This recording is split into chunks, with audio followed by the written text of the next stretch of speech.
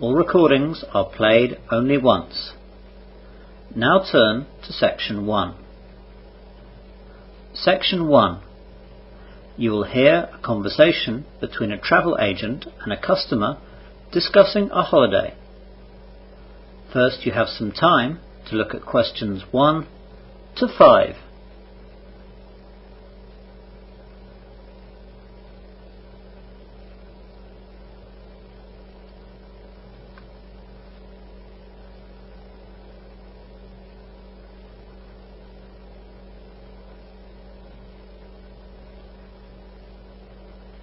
You will see that there is an example. This time only, the conversation relating to this will be played first. Good morning, sir. Can I help you? Yes, I'm thinking of going away on holiday, but I'm not sure where to go. Well, sir, we have a range of destinations that we offer. Are you going alone, sir, or with a friend? With my family, actually. So how many people is that, sir? My wife and I, and my young son and daughter. So 4.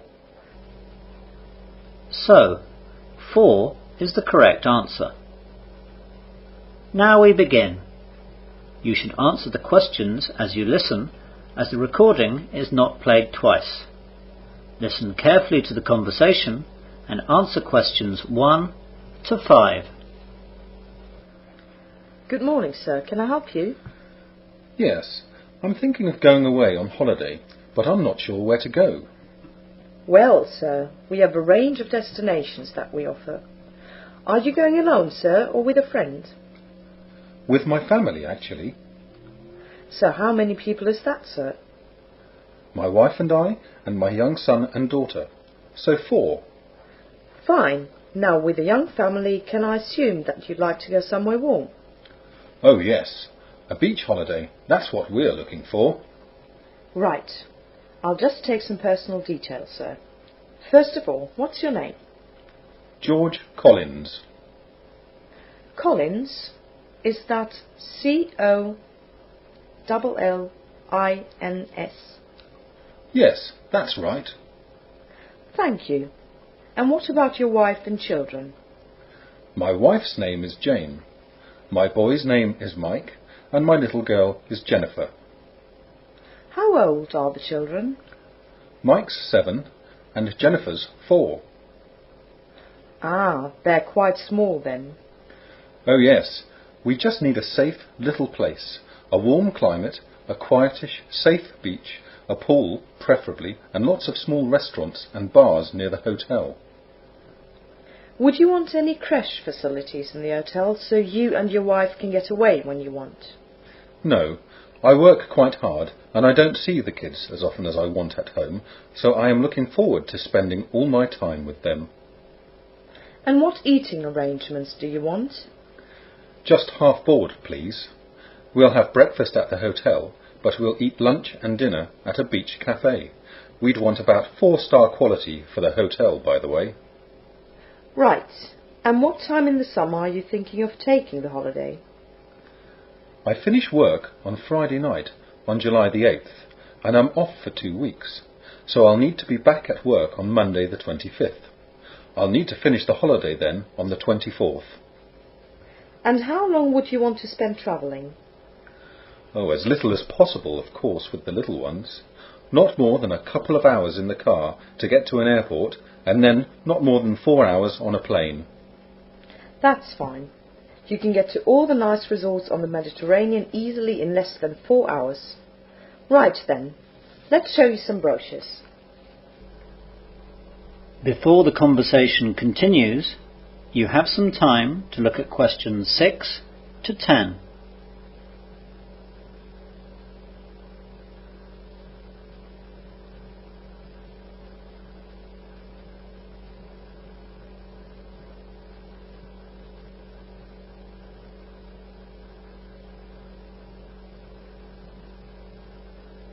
Now listen carefully and answer questions 6 to 10.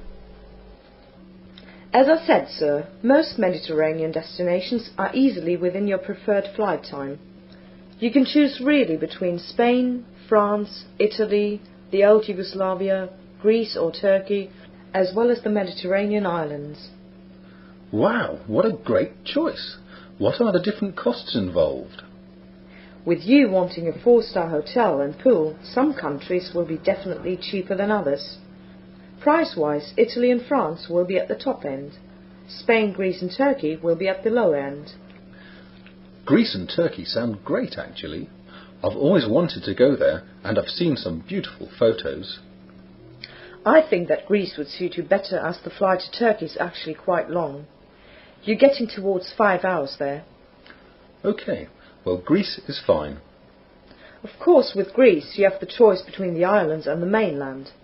It's the islands that are famous, of course, but you'll have to get there by boat or take a short connecting flight. Some of the bigger islands are served directly, though, from UK airports.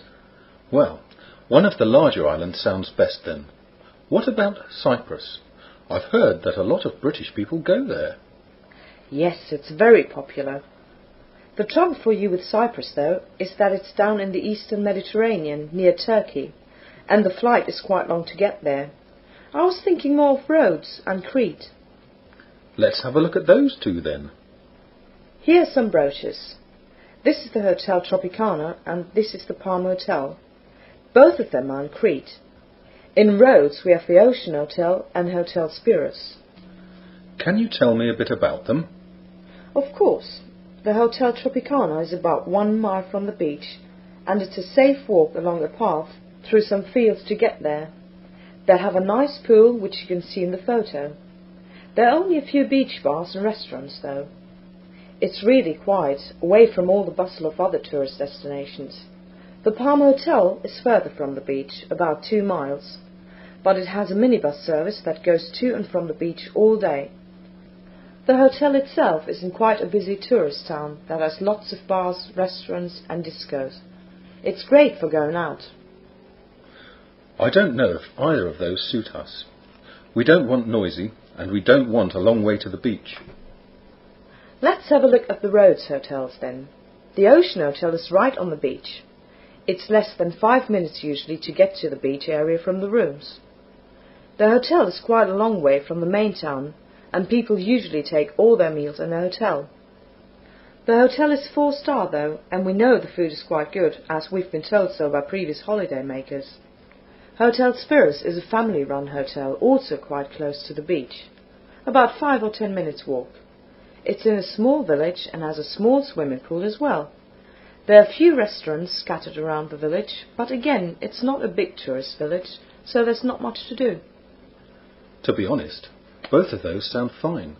We don't want a nightlife, as we won't be able to leave the kids. Something close to the beach, somewhere to eat and sit in the evening is all we need. I've made some notes. Let me take the brochure with the details of these 2 hotels, and I'll take them back and show my wife and see what she thinks. They both seem just what we want, though. OK, sir. Come in again when you've decided, or if you want to see some other places. I will. Thanks very much then. Goodbye. Goodbye. That is the end of section 1. You will now have half a minute to check your answers.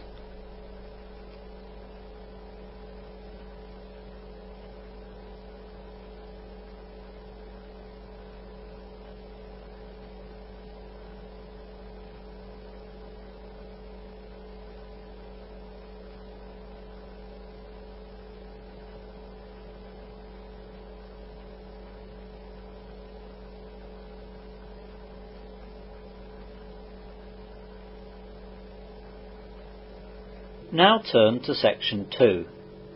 Section 2. You'll hear a man giving an orientation talk to new holiday makers at the Solaris Hotel and Holiday Village. First you have some time to look at questions 11 to 15.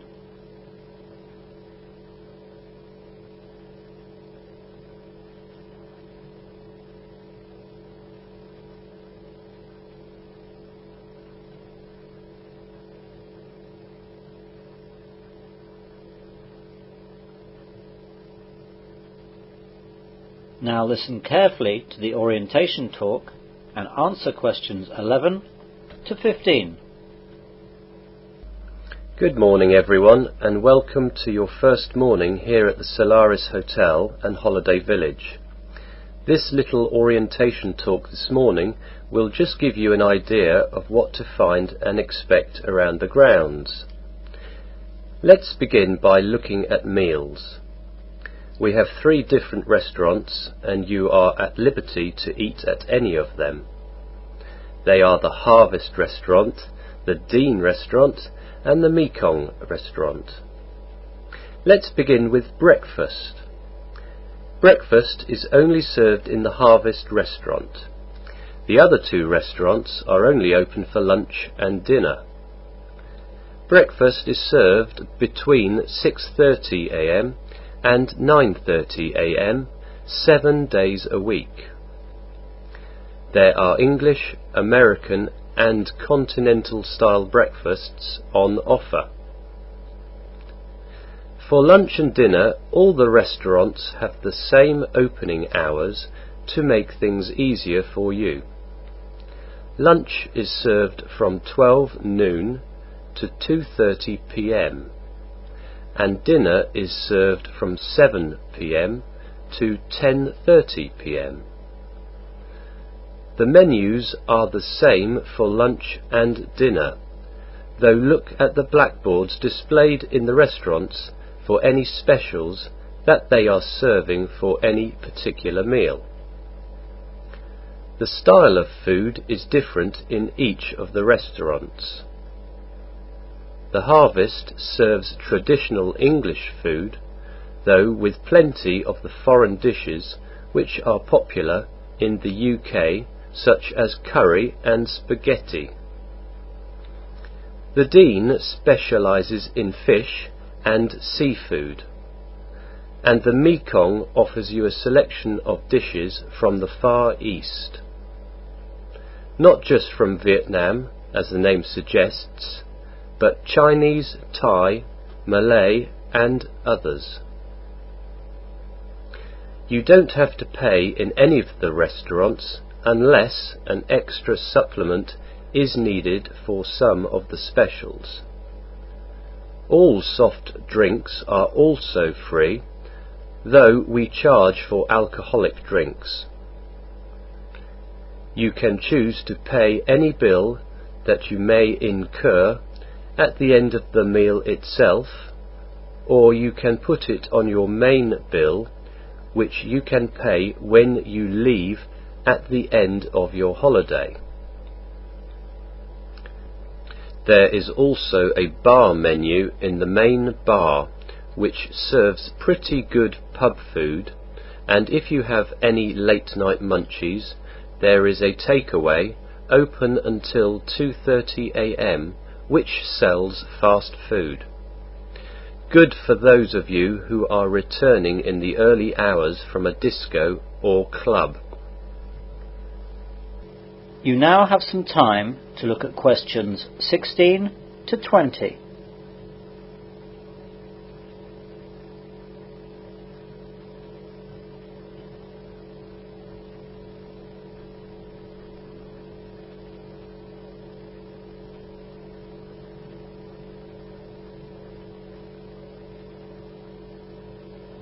Now listen to the rest of the orientation talk and answer questions 16 to 20. Now let's look at some of the things that you can do here during your stay with us. Of course, we have our main beach, which is popular with everyone. There is also an adult beach, which is prohibited to anyone less than 17 years of age. This allows those of you without children to get some peace and quiet on the beach. The main beach has 2 lifeguards on duty from 9 a.m. to 6 p.m. The adult beach has no lifeguards. If you don't like sand and salt, we have a decked area in front of the Harvest Restaurant with our 25-metre swimming pool. You can lie here on a sun lounger and swim in the pool with no sand to bother you.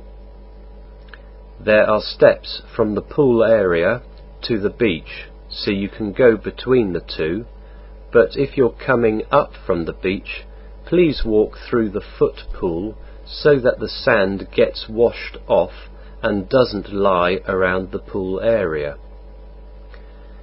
There are also fresh water showers available on the beach and in the pool area.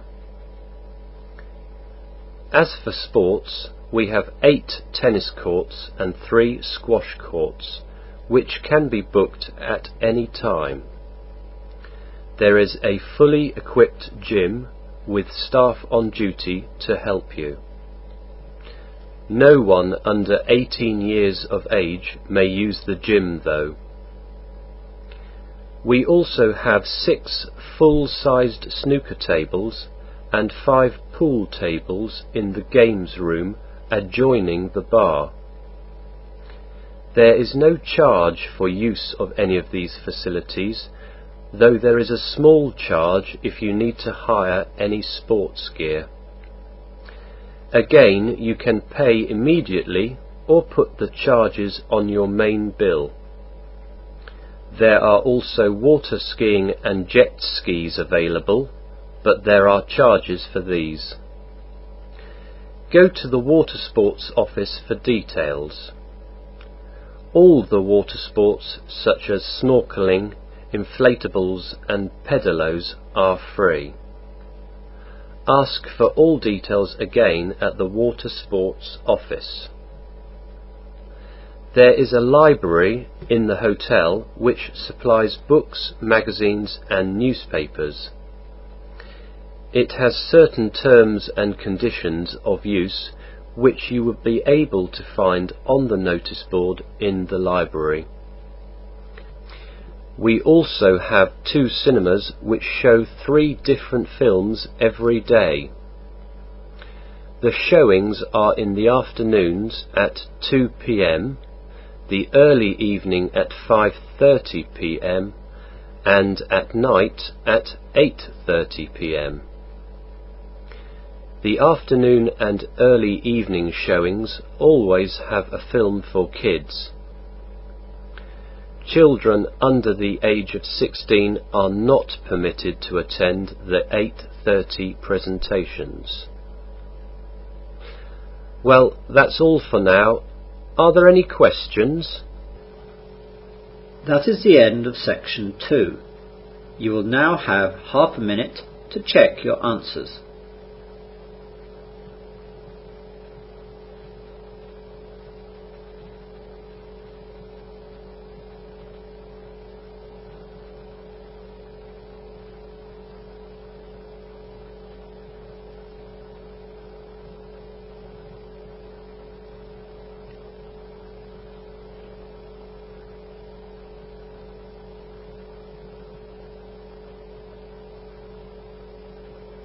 Now turn to section 3. Section 3. You will hear 2 students giving a presentation to a seminar group at their university. First, you have some time to look at questions 21 to 26.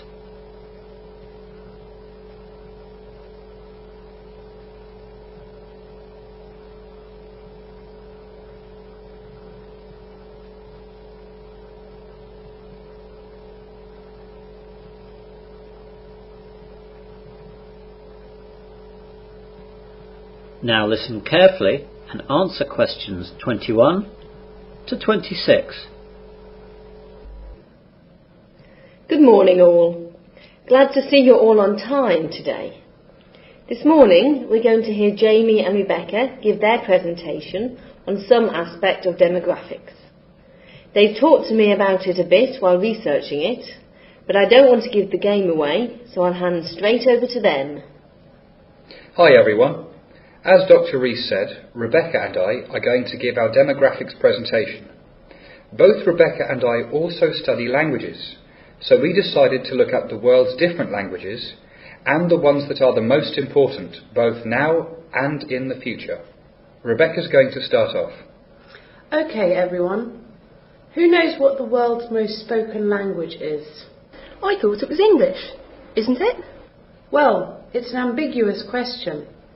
If you just look at how many individual speakers there are around the world, then the answer is Mandarin Chinese, with 836 million speakers. English was second until a few years ago, but it has since been overtaken by Hindi, with 333 million speakers, and Spanish, with 332 million speakers. Now English is after Spanish, with 322 million speakers. Oh yes, South America. I didn't think of that. Yes, it's easy to forget. You can look at Rebecca's question, though, in a different way if you look at the number of countries that use English.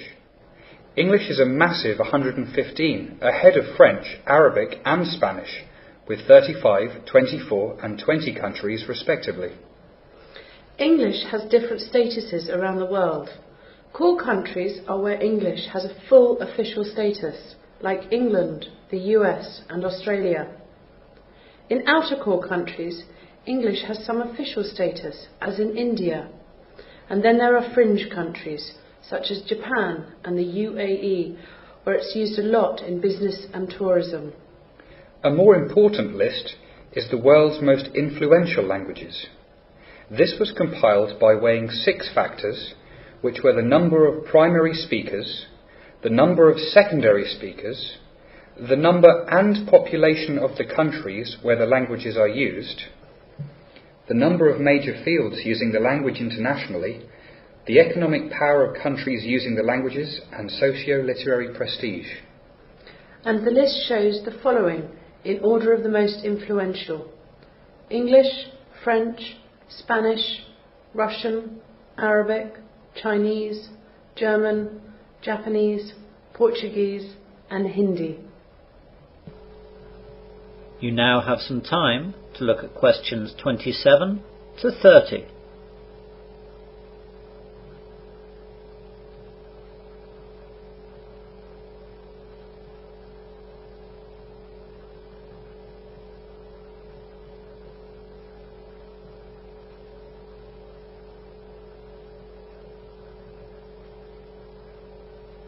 Now listen to the rest of the presentation and answer questions 27 to 30. How up to date are these figures? Fairly. They came out just last year. But the picture is changing very rapidly in terms of influential languages. There are certain large countries which are about to emerge on the world stage, and their economies are starting to influence the world balance of power. The largest countries that for various reasons are beginning to shift world economic power are China, Russia, India and Brazil. The sizes of the populations, along with the cheap labour and raw material prices which are available in these countries, are causing this shift. As a result, every year the demand for people knowing the languages of these countries is growing enormously. In addition, the demand for teachers and English language training is also enormously increasing. Western teachers are going to the countries and their nationals are coming over here. As well as business, the education sector is getting a huge boost from the opening up of these economies. So, will China be the major powerhouse, as everyone says? Definitely, but maybe not the biggest. Many experts predict that India's population will soon surpass China's. Bangladesh's population could too. It all points to world economic power being held in Asia, though. English will probably remain important, though. Chinese is difficult to learn, and English also has some official status in India. English is easy to learn and has the advantage, for better or worse, of being the language that everyone wants to learn. That won't change in a hurry. How many people learn English then? The number of spoken languages nowadays is estimated between 2,500 and 7,000. Out of all these languages, the numbers of those actually studied by non-native speakers is tiny. There are no official records of numbers studying English worldwide, but today you can safely say that there are not many countries with a structured program of education where English is not taught. It will take a long time for this habit to be broken. At the moment it's getting stronger. That is the end of section 3. You will now have half a minute to check your answers.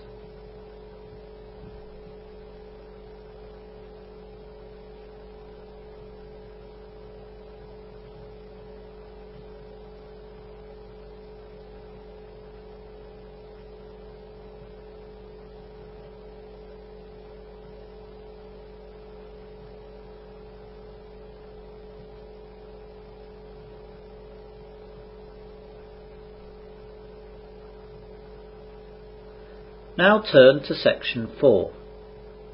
Section 4. You will hear part of a humanities lecture on mad cow disease. First, you have some time to look at questions 31 to 35.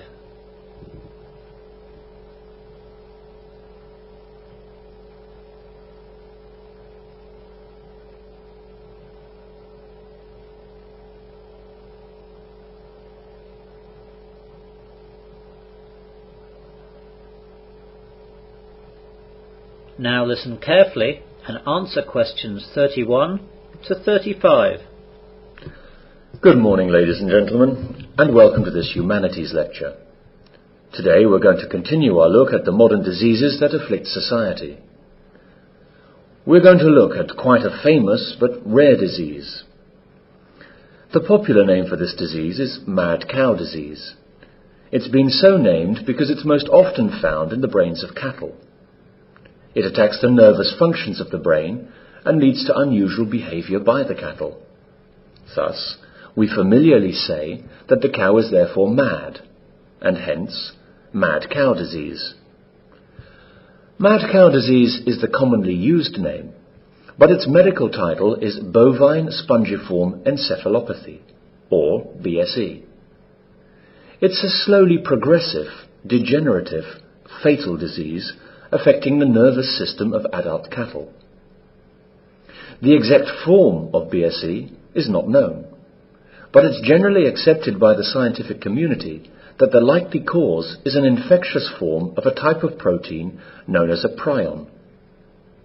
This protein develops abnormalities and apparently seems to encourage other proteins to become similarly misshapen, affecting their ability to function.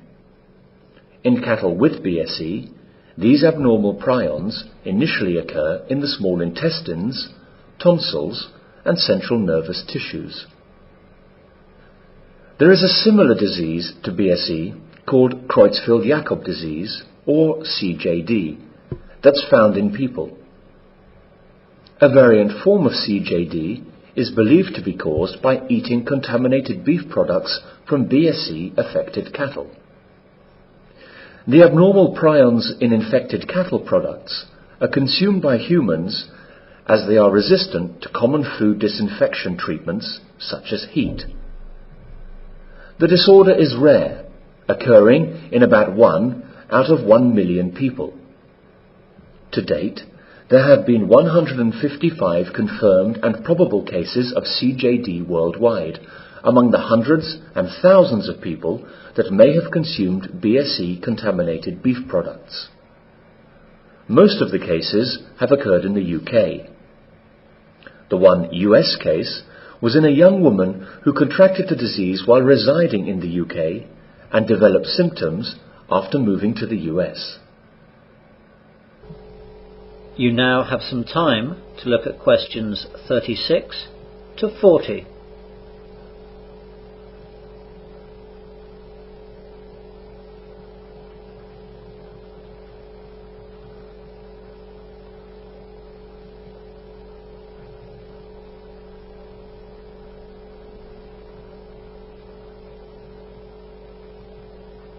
Now listen to the rest of the lecture and answer questions 36 to 40. CJD is a disorder involving rapid decrease of mental function and movement. As with BSE in cattle, these abnormalities are believed to be caused by damage done to the brain by prions, though it has been proved that in rare cases it can be genetically inherited. CJD tends to affect younger people, beginning between the ages of 20 and 70, with average age at onset of symptoms in the late 50s. Early symptoms include personality changes and difficulty with coordination. Once symptoms appear, the disorder progresses rapidly and may be confused with other types of dementia, such as Alzheimer's disease. CJD, though, is distinguished by extremely rapid progression from onset to symptoms to disability and death. So, how did BSE and CJD come about? We've not read about them in the history books. These appear to be new diseases. BSE was first reported in the United Kingdom. The exact origins of BSE remain uncertain, but it is thought that cattle initially may have become infected when given feed contaminated with scrapie-infected sheep meat and bone meal. Scrapie is a sheep prion disease similar to BSE in cattle. The scientific evidence suggests that the UK BSE outbreak in cattle was then spread by feeding BSE-contaminated cattle protein to calves. Thus, we have created the disease ourselves. Cattle naturally are grazers, feeding on grass. We have given cattle feed derived from sheep, an unnatural food for cattle. We have compounded our mistake by also feeding young cattle with feed derived from older cattle, making them cannibals. There is a kind of horror associated with it when we look at it like this. There is also a kind of poetic justice that the disease is passed down to us as we consume the animals that we have infected. Moving on now. Are there any questions with what I've said so far? That is the end of section 4. You will now have half a minute to check your answers.